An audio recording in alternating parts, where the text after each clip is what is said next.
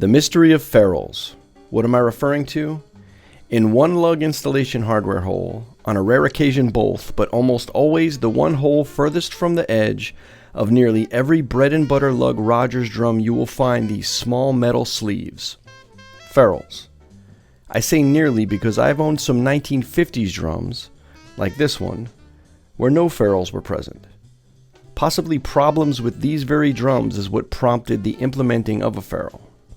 I was once discussing drilling and assembling with my friend and Rogers Covington plant foreman Dan Davis.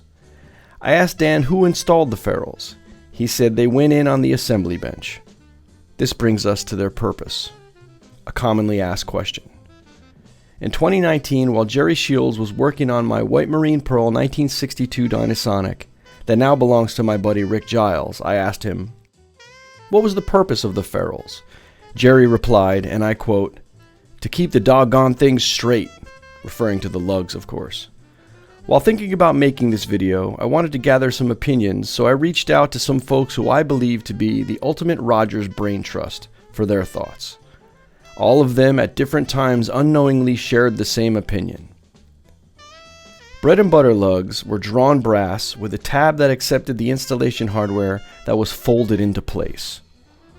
If you look at a number of these tabs, you will notice that they are not always even, nor will they always be the same length.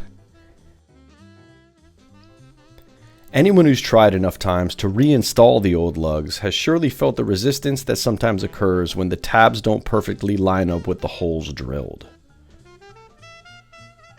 Not having a boss present, as the later Beavertail lug had, there was nothing preventing the lug from shifting. The ferrule would act as a detached internal boss. You can clearly see here how much more play there is to the screw in the hole without the ferrule as opposed to the hole with one.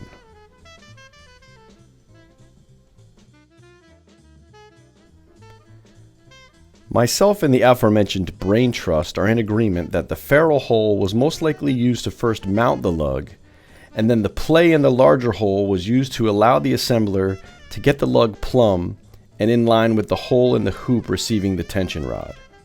Because as we talked about earlier, the tabs were never quite precise. Another reason for the ferrule may have been to keep the tension and pull from the head from elongating the hole in the shell. Granted, all of this is somewhat speculation, but it seems logical to me, especially based on what Jerry said about keeping the doggone thing straight.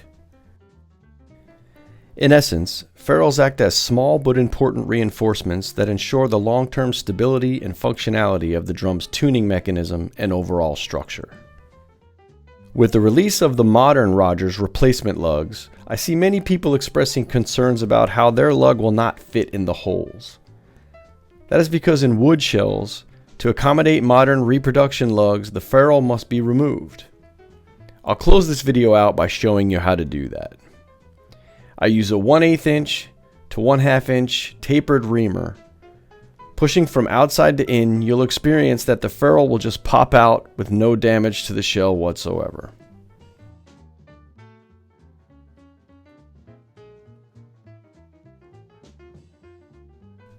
I hope I was able to relieve any curiosity and answer some questions about this topic. Thanks for watching.